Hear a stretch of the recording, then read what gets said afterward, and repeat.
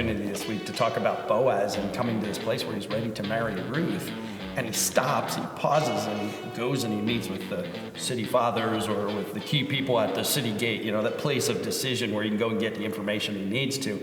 And really the bottom line is he went there to take care of business and to do that before he went forward with the marriage. And so I wanted to talk to Pastor Bob today to think through those issues in our lives where we have to make decisions. And you've done such an amazing job, one in your own personal life, but also in your ministry life of working with different life stages.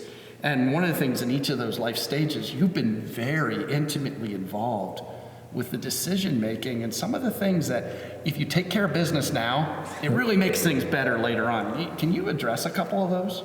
Yeah, boy, I think of just Proverbs 24:27. Prepare your work outside, get everything ready for yourself in the field, and after that, build your house. And how important it is to plan, how important it is to pause, think about the next steps and what the next thing is. We do pre-marriage counseling. And so to have a young bride and groom, man and woman come in and talk about what's going on in their lives, how to set up the next stage in their life. You have young families saying, is this the time to have kids? Should I have kids now? What are the decisions to make? Planning in that. Think of, now for me, my kids are about ready to leave the house. And what does an empty nest look like? Think of those that are older who are saying, all right, what does my end of life look like? And what should I plan for that? In all of that, I love Luke 14. It just says we need to count the cost. If you build a tower, you need to estimate the cost and figure out if you have enough to do it. Too many times we're so busy. Chester County Lifestyle says we got to go, go, go. But there's that opportunity. If we do, we make bad mistakes. We have problems. So Boaz was in a situation of marriage. Yeah. What are some of the things you find young couples need that are trying to figure out marriage before they get started? Yeah, to me, how do you fight fair? How do you work through issues, financial issues? Boaz, there's financial problems with this. That's why the Redeemer, or the next guy in line, didn't want to do it, because it was a financial impact to him.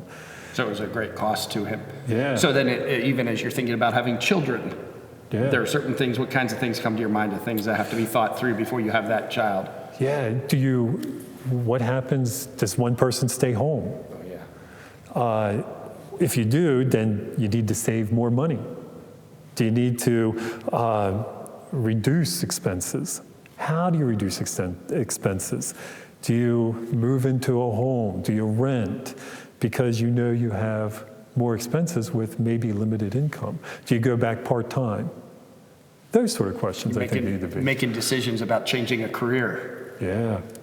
Do I do it in this town? Do I go to a different area where the opportunities might be better? Your parents are aging. Yeah, long-term care insurance. Do I put on a mother-in-law suite or an in-law suite? Do I talk to nursing homes?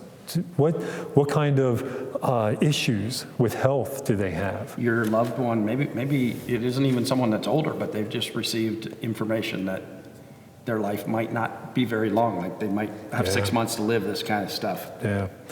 Probably some of the best conversations I've had is with people who know that they're going to pass away within the next month to 3 months, and they just want to plan their service, their funeral service. Yeah. It's tender, because they say, this is what's most important. If you have to talk in front of all of my family and friends, this is what I want you to say. And I'm like, I got it. There was a couple in our church there, they got word that he only had 6 months to live, cancer, this kind of thing.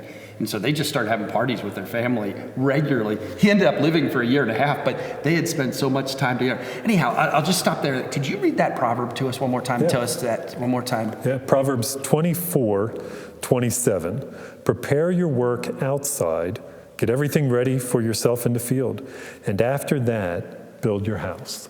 So I wonder what business you have to take care of right now that you've been ignoring, that you really haven't worked on, that just some stuff that needs to be dealt with. Wherever you're at in your place in life, where you just got to stop and say, I got to make that a priority. Take care of that so that the next step can be a lot more dialed in. Hopefully in your next few moments you can talk about that and share among yourselves some of the things that maybe Pastor Bob even just sort of surfaced and how you're working through taking care of business.